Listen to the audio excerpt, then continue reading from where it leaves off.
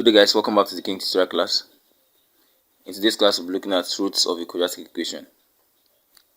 Now under roots of a quadratic equation we'll be dealing with two basic variables which are alpha and beta. Now it has to be 2. Why? Because we're dealing with quadratic equations. In our next class we'll be looking at that of cubic equations, which we're going to be using alpha, beta and gamma in that case.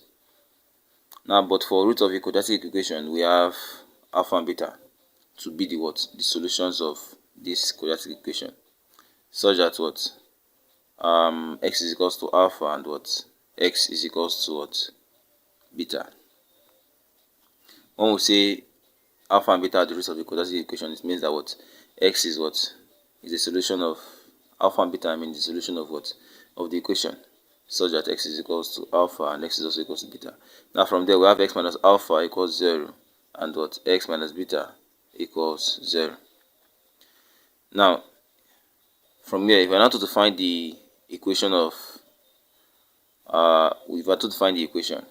given these roots, the idea is say x minus alpha times x minus beta equals 0, where we now have this as x squared minus x beta minus x alpha plus alpha beta equals 0.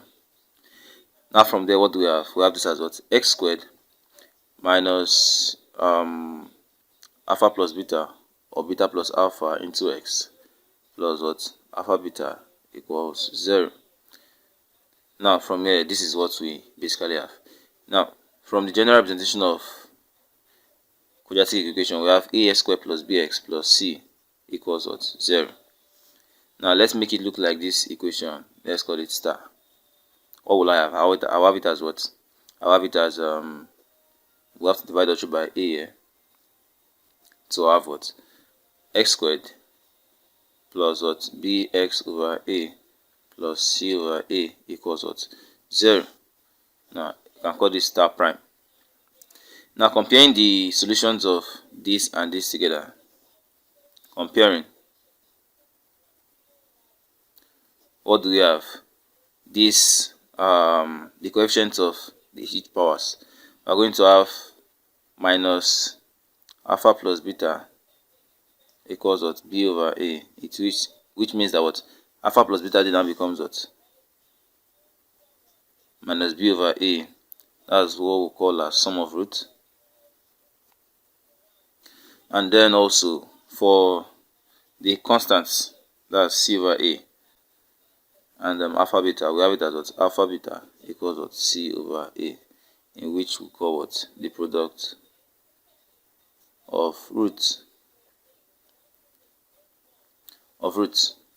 Now equation could just come in this form. If a and b are the roots of the equation ax squared plus bx plus c equals 0, find sum of roots and product of roots. Now in which case, what should we just do there?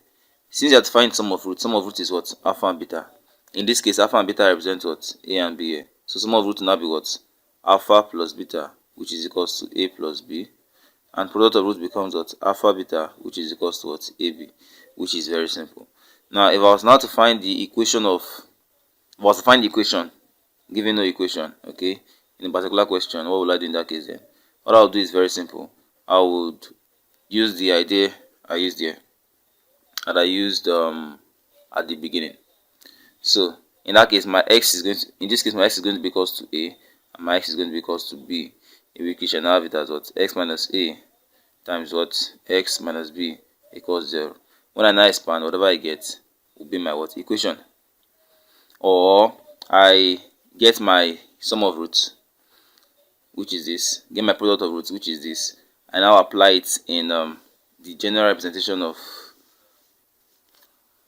my equation for root of quadratic equation to be x squared minus alpha plus beta times x plus what alpha beta equals 0, which I named star. This is my general representation of roots of a quadratic equation. So, and so on and so forth.